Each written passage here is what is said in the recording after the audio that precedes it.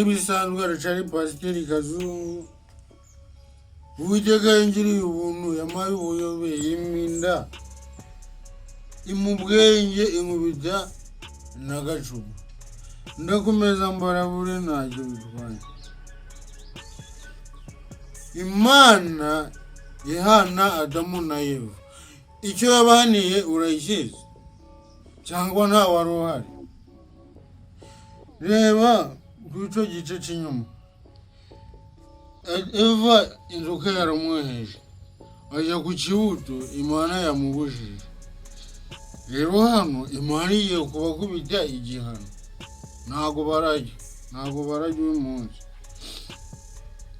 Bashyira aho ngaho mu ngobyi rero. Bumva imirindi y'Uwiteka Imana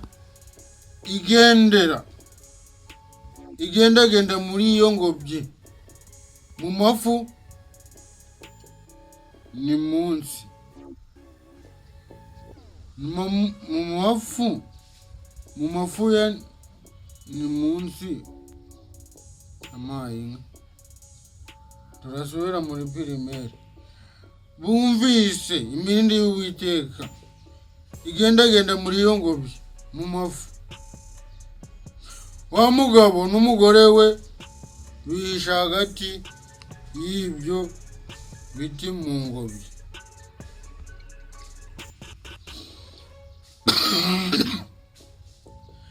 Naje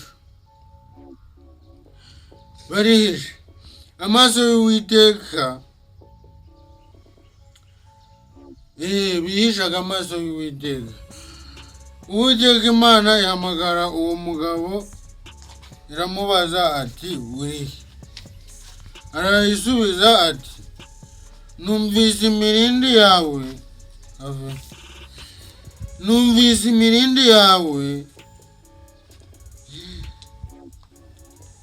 muri iyi ngobyi, ninyishwa nuko nambaye ubusa ndihisha. Yumvishe imirindi y'Uwiteka, yumva agize ubwoba bw'uko yagize uti yambaye ubusa, ajya kwihisha kandi bitari bisanzwe. Iramubaza iti ninde wakubwiye ko wambaye ubusa? Wariye ku giti nakubujije kuryaho? N'agahinda kenshi nawe ukubyumva nk'umubyeyi. Umwana wawe wumvishe ajanye ubwenge bw'umuntu w'imyaka 60, wabyibazaho cyane. Uwo mugabo arayisubiza ati umugore wampaye ngo tubane niwe wampaye ku mbuto z'icyo giti ndazirya. Wumva neza. Uwiteka Imana ibaza uwo mugabo iti icyo wakoze icyo ni iki? Uwo mugore arayisubiza ati inzoka yanshutse ndazirya. Uwiteka Imana ibwira iyi nzoka iti koko ukoze ibyo, uri ikivume kirengeje amatungo yose n'inyamaswa zo mu ishyamba zose. Imana ihita ihita ifata inzoka iyigira ikivume mu nyamaswa zose zo mu ishyamba no ku isi no mu kirere. Uzajya ugendesha ukurura inda, uzajya ugenda ukurura inda. Uzarya urya umukungugu iminsi yose n'ubugingo bwawe bwose, ndakuvuma. Nzashyira urwango hagati yawe n'uyu mugore, hagati y'urubyaro rwawe n'urwe. Ruzagukomeretse umutwe nawe uzarukomeretsa agatsinsino. Muzabimena agahanga ariko namwe izabaca amaguru. Ni ibintu byumvikana. Kandi Uwiteka Imana ibwira uwo mugore iti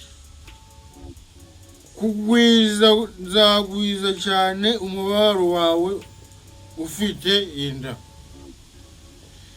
Nzagwiza umubabaro wawe nawe ufite inda. Uzajya ubyara abana ubabara, n'umugore yahise imuvuma. Muri kubyumva muri abantu bakuru, nawe mwabyibazaho cyane ibyo ngibyo. Kwifuza kwawe kuzaherera ku mugabo wawe, nawe azagutwara. Urumva neza, Imana yahise irekera umugabo urubavu rwe, twara iramuhereza. Na Adamu iramubwira iti, wumviye umugore wawe ukarya ku giti nakubujije ko utazakiryaho, uzaniye ubutaka kuvumwa, ubutaka urabuvumishije wa mugabo we. Kurya ku kintu nakubujije ni ikosa, urabuvumishije iminsi yose yo kubaho kwawe. Uzajya urya ibibuvamo, ugombye kubiruhira.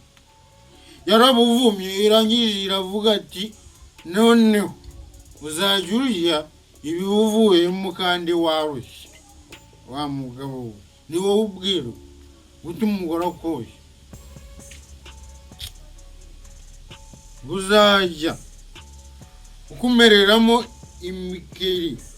imikeri n'ibitovu, nawe uzajya urya imboga zo mu murima.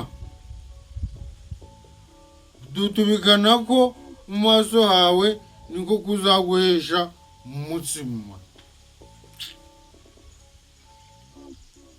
Agahinda gakomeye cyane. Kujya mu bantu ujya agakati ni ukumanza wabira icuye.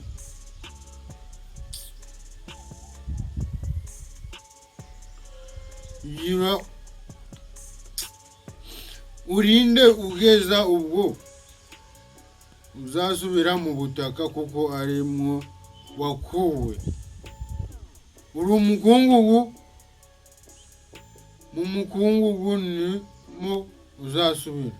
Uri umukungugu kandi nimwe uzagira ute uzasubira. Imana yaje kumwerura ko azapfa. Irabwira tuzasubira mu mukungugu, ariko ntiyamubwira ko azajya amagize ute apfuye. Imana nayo izi ubwenge cyane. Umugabo yita umugore we Eva, aho ni naho izina ryaturutse. Kuko ari we nyina w'abafite ubugingo bose. Uwiteka Imana iremera Adamu n'umugore we imyambaro y'impu, irayibambika. Abwira ati, ngiye kubirukana muri Edeni, ariko sindabirukana mwambaye iki ubusa, kambaremere namwe bindi muzihige. Ako kanya Imana yahise ibirukana. Ndaje turebe yabirukanye ibakubita, yaba byatihoshihoshi, ese yabirukanye. Ndaje turebe uburyo birukanwe.